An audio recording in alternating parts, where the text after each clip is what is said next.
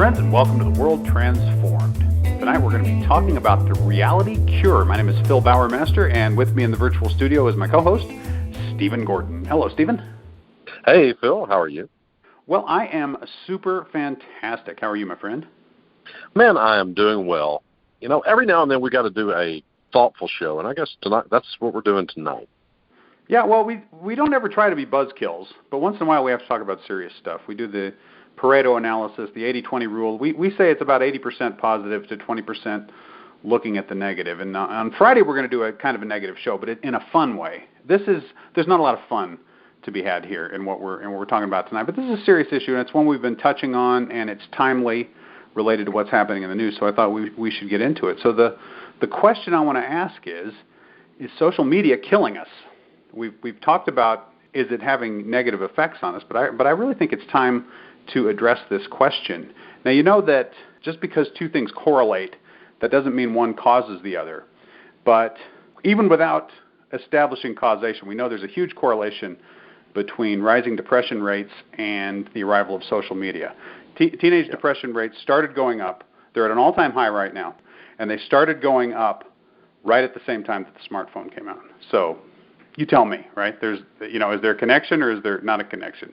We're not big believers in conspiracy theories here, but that seems like a relationship, doesn't it? Yeah, and it's a relationship that has some logical merit. You know, there's always been a tendency to try to keep up with the Joneses, right? So what do we do on social media? We always put our best foot forward. Looking at someone's Facebook profile, it's like they're always on the beach, right? Right. You don't take pictures of yourself slaving away in a cubicle. You take pictures of yourself that one long weekend out of the year you manage to go do something fun, right? And that's what you wallpaper your Facebook page with, and other things too, like holidays and things. And personally, I try to be careful with things like Christmas, not to post my kids opening up a big pile of presents or something. I just don't do that. Some people do, and if other people struggle to keep up with that or feel like that they didn't do enough for the kids, it's just it could potentially be a very harmful thing, and you come off of Facebook feeling worse than when you logged onto it. Status anxiety is definitely one of the drivers here, potentially. One of the things that's making people more depressed. And you think about teenagers, their whole world is status anxiety anyway, right? I can tell you, having been a teenager before Facebook, it was there. It was there then. And it seems like something like social media could only magnify that, right? Well, you think, a lot of teenagers think, I used to think, my life isn't really all that much fun, and nobody likes me. Those are the kinds of thoughts that go through your head. Not all the time. I'm not sitting around thinking that all the time, but it's like that's the kind of stuff that rattles around in your head. What makes it worse when you're a teenager is when people start telling you, oh, this is the best time of your life. This is as good as it's ever going to get, right? And you're feeling pretty lousy. And you're already feeling, pretty crappy about your life. As bad as that was, think how hard it would be to have it just constantly in your face, how happy everybody is, right? How gloriously happy all the other teenagers are, and it's like you're the one who's not having any fun. Nobody likes you. It intensifies it, and I think that happens to adults too. All this stuff on Facebook, I've got the best wife in the whole world. We've been together for 40 years, and every day has been bliss. And not everybody's marriage is that great, right? People talk about how awesome their kids are. Not everybody's kids are doing that well. It hits everybody. I think that it's hard for everybody to read all that. Everybody else is doing great, and I'm not doing so well. I think it probably goes beyond status anxiety. It's almost kind of a survival instinct that kind of kicks in at that point. It's like, I've failed. I've failed as a person. And when you think about all that kind of stuff, and that really hits you where you live more than, well, am I good at my job, or am I? Right. There's lots of ways we measure our lives, right? But when you start feeling this feeling of, well, am I a good parent? Are my kids turning out okay? That hits you where you live pretty hard. I mean, women thinking, well, everybody else got the good husbands, and look who I got. Look at him here. It's really hard. I think it's hard for everybody. And when you talk about the fact that in the past few years we've seen this opiate addiction epidemic in this country coming on. This is where people are dealing with pain. They're dealing with existential angst. They're dealing with, what's my life even worth? Social media cannot have helped much, right, for these people. And in addition to an opiate addiction epidemic, we've got a suicide epidemic. And I don't know any other word to use it. You know, we talk about how 30,000 people are killed every year because they're in automobile accidents. 45,000 Americans killed themselves last year. So that's half again, right, as many people as die in automobile accidents. And this is up across the board for the whole population. It's up 30% since, I think, the late 90s. I believe it's like since 1998 or something like that.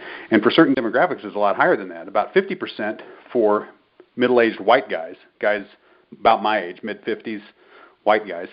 White women in their early 60s, it's like 60% it's up, something like that. So, I mean, it's just real, this real increase. And where we've seen this kind of spate of celebrity suicides over the past week and maybe over the last couple of years, starting with Robin Williams, we had Anthony Bourdain and Kate Spade both killed themselves last week. You know, you start to go, hey, they're in that demographic. These are people that are remarkably successful too, right? That's right. By many, many measures, their lives are just fantastic, right? And yet it was too hard for them to bear. Wow. The truth of the matter is that depression can strike anybody. Sure. And it doesn't matter what you've accomplished in your life and what you've done. If depression strikes you, and then these thoughts that everyone has at one time or another just get stuck in a loop in your head, and you begin to, I don't know, it's just one of those things where you're not thinking correctly, or you're not thinking clearly, and you end up doing something you can't come back from. And that's, what do you say about this, Phil? It's just sad. It's very sad. The interesting thing here is that Kate Spade, who I didn't know who that was, my wife had to explain who Kate Spade was to me, was fascinated by Robin Williams' suicide. Okay? Apparently it was something that she kept reading about, she kept watching videos about it. It was something that was very much on her mind. And you have to wonder if there isn't a mimetic thing going on here, right? If there isn't an idea getting a hold of people and spreading itself, and you know that the technology is helping to do that as well. It's an awfully big coincidence that Anthony Bourdain did what he did a couple days later. And maybe it's just a coincidence. Or is it more than that? You can't help but wonder about that. Certainly, it seems that Robin Williams' suicide played some role in Kate Spade's. So what do we do, right? I mean, we've got this technology potentially helping this along. We don't have to say it's 100% driving it. What if it's just 25% driving it? What if it's partly technology-driven? Would we put up with anything else that caused that level of damage, that was killing people that much? I don't, I think we would say, no, we got to do something about this. It's personal expression still. And so, I mean, that's the bedrock of a Western value right there, right? That's freedom of expression. That's it. I mean, that's a bedrock. So would we allow it? That would be the only way we'd disallow it is as a personal decision for ourselves, right? We'll get into that. We'll get into that. What are the potential cures, right? What are the potential things you could do about it? But it's an interesting point. Yeah, personal expression, we're all for it, right? But what if we're doing it in such a way that it's killing us? Is it still a great idea then? Is it still something that has to be protected in the same way? But you mentioned something that I find interesting. Is there a mimetic thing involved here? In Robin Williams' movie, there are several movies. Bicentennial Man is one. Which one that, Oh, Captain, My Captain, he's a school teacher, right? Dead Poets Society, right? Thank you, Dead Poets Society.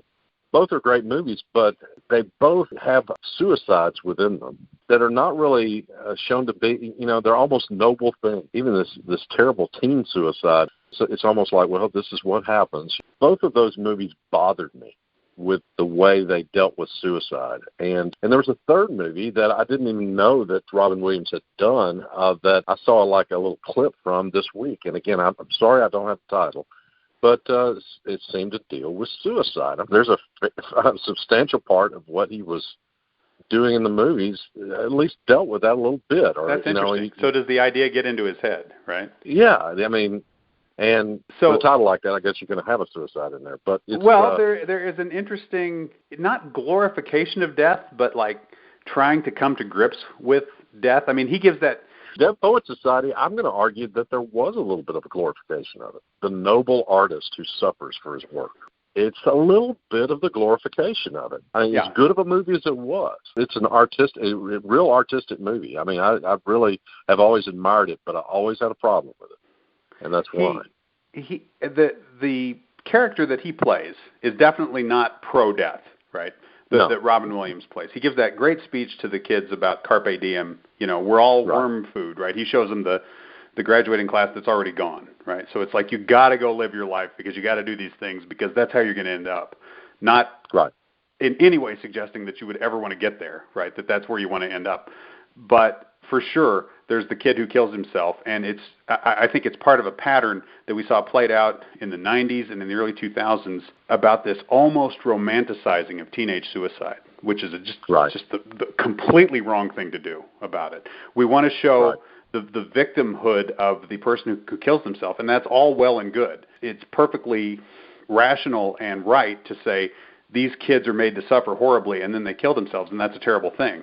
But the choice to kill yourself is not right, okay, for a teenager. It's just, it's not. And to make it seem like somehow it's noble and tragic and necessary, and I think you're right, in some sense kind of almost glamorous to do that is a terrible thing. And I don't even know that the filmmakers realize they're doing that it occurs to them that that's the message they're giving. But that is a message that has been repeated and repeated. And you got to wonder, and in Bicentennial Man, it's even worse. It's like, well, I guess there's nothing else to do. I've done everything I can do. In order for me to be fully human, I need to embrace this death thing. I think, no, let's go the other way. Avoid it, right, yeah. Right. And so very interesting. I had not thought about how his body of work might have factored into that. So keep those memes out of your head, I guess. Did the idea get too deep into his head? And from there, did it leap to Kate Spade's head? Did it from there leap to Anthony Bourdain's head? And there's just no avoiding it, that a lot of regular people who were on the edge have subsequently killed themselves. It's happened, right, since Anthony Bourdain. It's a terrible thing to speculate about, but I'm almost certain that that's the case, right, that there will be more people who commit suicide after this than before. Probably there were more after Robin Williams. There was an interesting thing. It was on a video I sent you. I can't remember who was talking, but they were talking about after Robin Williams killed himself, there was a meme that went out on Twitter, and I think he said it was the Motion Picture Academy that put it out. But it shows the genie, and it's the scene where Aladdin has set the genie free. He wishes him free. And it says, "Genie, you're free." And the idea being that it was just a real glorification of suicide, right? It was just saying, Robin Williams, you've had all these problems, you've had all this pain, and now you're free. It's like there's this undercurrent of ideas that are easily repeated, easily transmitted over social media. So that might be one of the mechanisms. I was thinking about what are the mechanisms if social media is actually making us depressed, if it is actually killing some of us or leading us to kill ourselves. How's it doing it? Well, I think memes is one possible solution, one possible explanation for how it might be making us more depressed. Another possible explanation is just this kind of narrowing narratives we've talked about, just this kind of people getting more and more and more and more extreme in their thinking, where there are fewer people like me in the world. Yeah. My ideology gets more and more rigid, and I identify with fewer and fewer of my neighbors. I identify with fewer and fewer of the people that I encounter online because we got to be pure, right? Everybody's a sellout. And I think that kind of thinner and thinner and thinner worldview, you get more and more isolated. That can't be good for your mental health. There's no way. That's got to be hard on what's going on inside people. And then we talked about status anxiety, which I think is one of the big drivers. And also, is it possible that people just, after you spend enough time just scrolling endlessly through Facebook or Twitter and reading the same nonsense and the same nothing over and over, that everything just starts to seem kind of pointless? Just kind of nihilism that kicks in from the sameness of it all. Initially, it was really exciting, and now it doesn't do anything for you. But you're still addicted to it, and you're going back for more and more, and you're getting nothing out of it. Left. Yeah. I think those are all possibilities. I think the meme thing, especially as we sort of dug into Robin Williams' filmography, that's really interesting. I think the idea that the idea is being transmitted via social media is an interesting one that needs to be looked at. But they all definitely play a role. And you jumped right on status anxiety. I think that's There may be another thing too, and this is probably a problem with people younger than we are more than it is with people our age, Bill. But, it would seem to me that the distance between the sexes is further than it's ever been. Is this social media again that people are using social media in lieu of actual connection? Interesting. I don't know. But that which was supposed to connect us becomes kind of a barrier at some point, right? Almost kind of it becomes a separator for people, and the connections that we used to make become harder to make because the interface is there. This is what you call the law of unintended consequences, right? All the stuff that the internet was designed to do has these side effects that we never thought about. So there it is. So if this is the case, and it's just if, we're just speculating. I don't know. I mean, there will eventually be research that shows a link here if there is a link. But what would the cure be? What do you do about it? And the first thing that occurred to me, we were sort of talking around this a minute ago, is could we just give it up? You know what I've said a couple of times about political commentators that I agree with? I gave that up about a year and a half ago, Phil, because, I mean, it was the people that I agreed with that I was hearing that kept me stirred up and upset.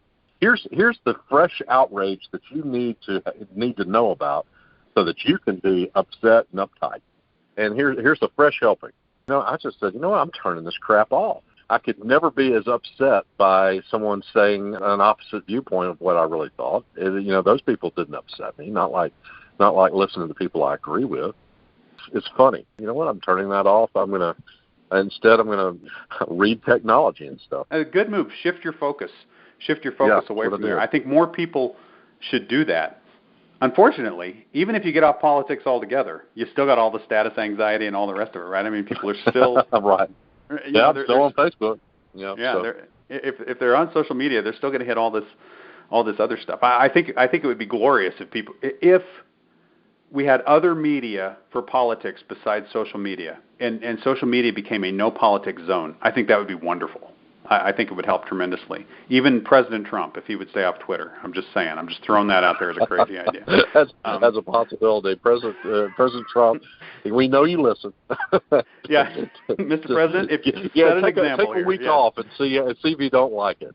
Take a week off. I think we'd all breathe easier. I think it would just be. But seriously, though, people who are way into, and it's just part of their feed and it's part of their life. They're getting messages they agree with, of course. But, there are people who have not had a happy day since the election. They've just been miserable every single day since the election, and there's no way social media is helping that, right? I mean, if anything, it's enabled that, right? It's made that possible. So, could Robert De Niro and his speech at was it at the Tonys? I think the Tony Awards, yeah.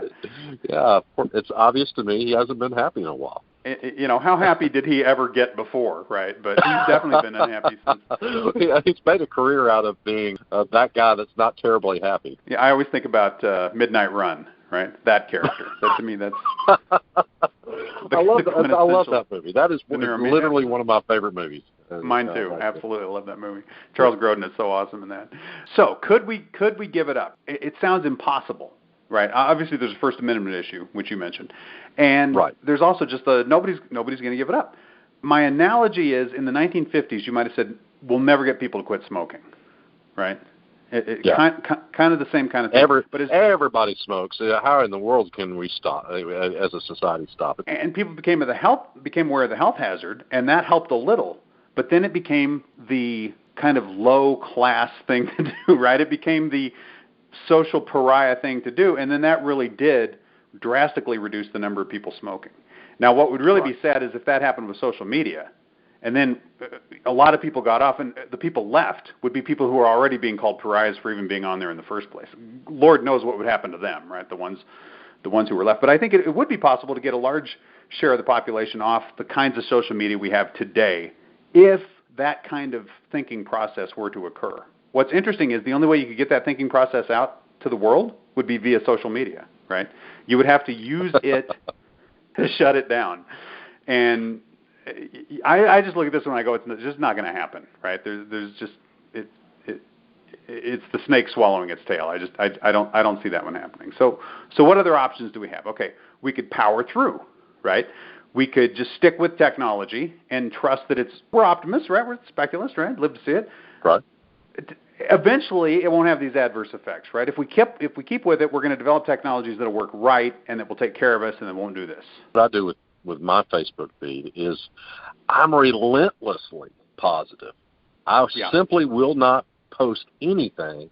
Well, I suppose I occasionally will do something that has maybe a little bit of a political bent to it. But by and large, I try to post things that are positive. I'm hoping that we can kind of dilute the worst aspects of Facebook if we're doing the best we can with what we contribute. Maybe that's something that can be done. Just individuals just posting things that are helpful. Well, you know what? I like that, but that almost goes more to my third idea for the cure, which is not powering through, not waiting for the technology to get better, but just like using the technology itself to fix the problem, right? That's what you're talking about doing. And what's interesting is you're not even doing anything new with technology. You're just saying, I do something different with my behavior on it, right?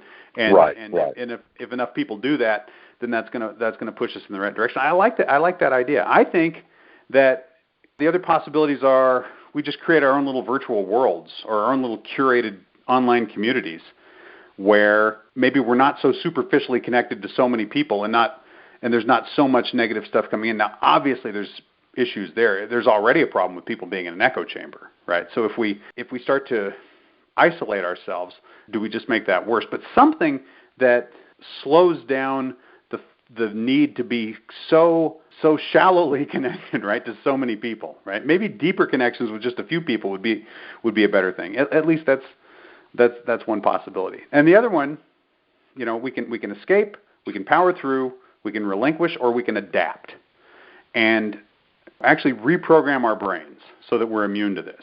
Actually, this one is closer to what you were talking about, I guess. New strategies for online behavior, or we might even go further than that, right? Maybe we need to literally reprogram our brains, actually put an implant in our head or something, or a neural prosthesis or something like that, or just genetically make ourselves less prone to addiction, right? A happiness switch or something. I don't know, whatever. Yeah, well, click, I'm happy. Just a switch where you don't get sucked in to thinking that something's that's going to make you happy that doesn't. Yeah, obviously the happiness switch will fix everything. It's like, I don't need social media. I just throw my happiness switch. But as we've discussed, there might be some problems with that too. I have seen people take sabbaticals from Facebook. You know what? I'm just I just am going to get off of Facebook for a while and just connect a little bit closer with my family and friends that I see in the physical world. See you guys in 30 days. Maybe we make that part of the deal, right? We just start saying, okay, it's just, all of us need to have 1 month off a year. Start with something like that. A few of us will stay off of it forever if you ever take a month off. I like that. That's a good example of one of the kinds of strategies that people might use. And in fact, the networks might start enforcing that, right? It's like, okay, your month's going to start now. Oh, you're off for a month. Oh, man. That would be exciting. But it would be hard. I mean, people use it for their business and stuff, so there's all that kind of thing. But it's really interesting because when you think about the addiction, I think about Instagram, Facebook, Twitter. There's probably others. Snapchat, right? That people are totally hooked on. I've not heard of anyone having like a real LinkedIn problem, right? No, LinkedIn is strictly business and almost strictly business, and there's not a huge problem. But maybe LinkedIn is a good example, right? It's like purpose driven enough that people don't get weird about it, right? They kind of use it for what it's for, and then they go on with their lives. There might be controls that could be put in place in some of the other networks, and immediately you can't help but think, what you're saying? Make them all lame like LinkedIn, right? And then people won't like them, and then they won't get hooked on them, but. Not to say that LinkedIn is lame. It's good at what it does, but it's not exciting. It's just I think we can safely say that. Yeah, it doesn't draw you in the way something really wacky happening on Twitter might. So I don't know. Those are all possibilities. I think we're going to have to keep looking at it, but I think it's important that the conversation go on. I think it's important that we keep looking at this and we keep thinking about this because this problem is not going to go away on its own. This is something that one way or another we're going to have to address. And I think it is the analogy to smoking back in the 50s is pretty close. I think we've allowed something to kind of grow up amongst us that's not good for us and might be harming us in ways that we just haven't allowed ourselves to imagine. And sooner or later we're going to have to do something about it. Even in the 50s, people kind of had an idea that maybe this isn't good for us, but nevertheless, here we go. maybe we've reached that point. We've got like maximum saturation of social media in the way there was maximum saturation of cigarettes in the 50s. We're just beginning to understand how bad it is for us. And maybe the analogy will hold, and we'll start seeing people relinquishing it and on their own the same way over time. So relinquishing, replacing with something better, changing their behavior. There's a lot of possibilities.